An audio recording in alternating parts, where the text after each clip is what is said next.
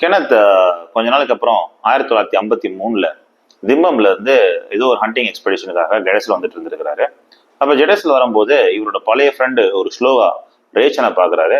என்ன சங்கதி ரேச்சன் அப்படின்னு அவன்கிட்ட கேட்கிறாரு. இவருக்கு கொஞ்சம் கொஞ்சம் தமிழ் நல்லா தெரியும். உடனே அவன் சொல்லலாம், தோற ஒரு முக்கியமான விஷயம் நான் உங்கள்ட்ட சொல்லணும், பேசலாமா, சொல்லுப்பா அப்படின்றாரு. தோற 2 நாளைக்கு முன்னாடி ஒரு புலியும் இன்னொரு அனிமலும் சண்டை போட்டுச்சு. புலி பயங்கரமா கஜனை இட்டுச்சு.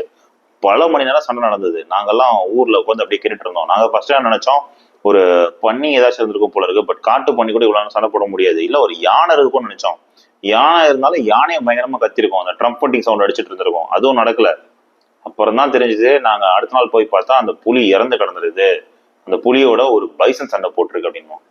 எங்கப்பா அந்த புலியோட தோல்னோடனே வாங்க சாமின்னு சொல்லிட்டு போய் கூப்பிட்டு போய் காட்டுவோம்.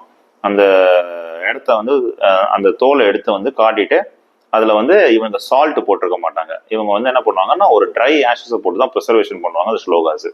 அதை பார்த்தா 5 இடத்துல அந்த ஸ்கின்னை ஓட்ட போட்டு வச்சிருக்கோம்.